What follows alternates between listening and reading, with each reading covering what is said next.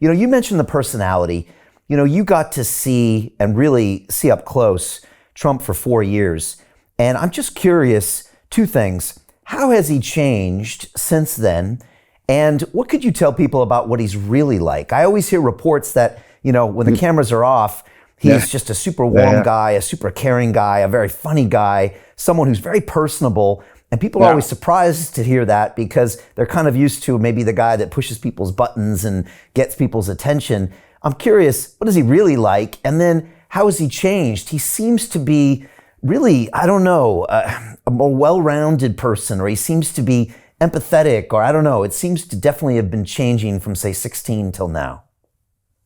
Yeah, that's some astute observations. I would agree with you on everything, the warmth, the humor, the billionaire with a commoner's touch. The other thing I would add when I see him is the master chess player, three-dimensional chess. I mean, if you're in the Oval and you're talking and you're not saying anything, you get cut off quick. But if you're talking and you're saying something, he listens intently. I think what you're seeing now, sir, is a serenity that comes with battle, with surviving an assassination attempt, which by all odds should have killed him.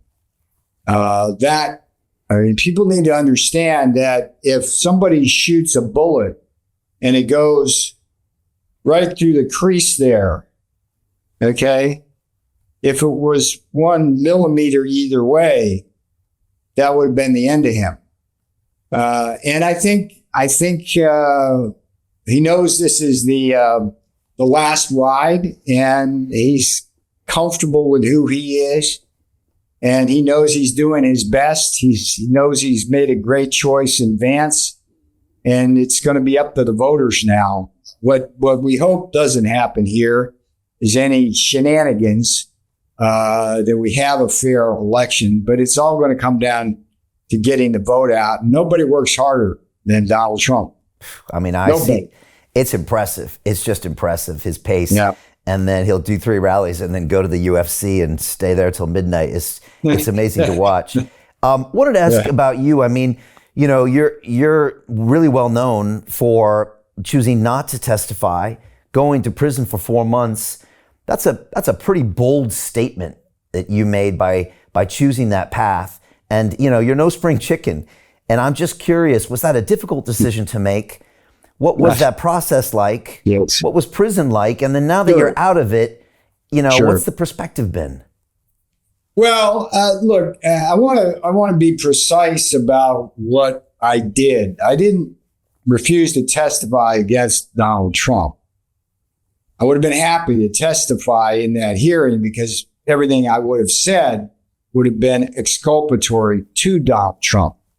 The issue here, sir, is that there's a constitutional separation of powers between the Congress and the White House, which by the doctrine of executive privilege, which goes back to George Washington, our first president, says that Congress can't compel a president or his senior advisors to testify.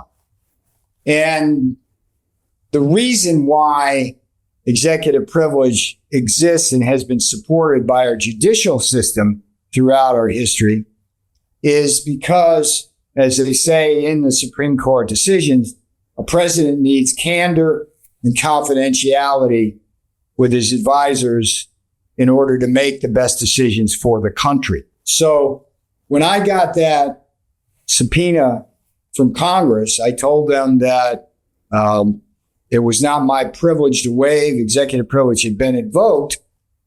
And if you want me to talk with you, just go to President Trump to waive the privilege. They chose not to do that. And they chose to move forward with what was a process that would put me in prison. So it was not hard for me to stand up for the Constitution. I mean, I am no spring chicken. At this point, as you learn what's important in life ultimately is principle. And I was standing up for the country and the Constitution, and I did so. And I have no regrets about that. My case is on its way to the Supreme Court. I believe I will be vindicated, but more importantly, I believe the Constitution will be protected in this country by a decision in my case, and that will have been worth it. With respect to the prison experience, I'll come back, and when the book comes out about it, I did keep a diary, and I'll have some interesting things to say. But the biggest takeaway from my prison experience was what I learned in prison about the corruption and scandals of the prison system here itself. So I will have a lot more to talk about that after the election, but it's kind of where things are at.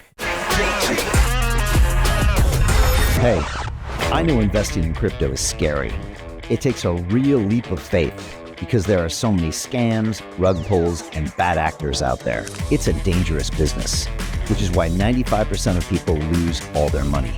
Well, that's why I created the London Real Investment Club, so you can access the hottest deals on the planet and use the crypto bull market to create the generational wealth that you deserve.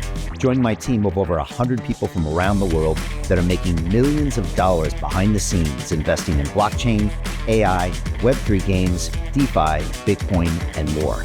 Don't miss out. Click the link below to book a call with one of my team now. But hurry, this bull market will end soon. I know investing in crypto can be scary. That's why you gotta join the investment club. Pull the trigger. Let's do this.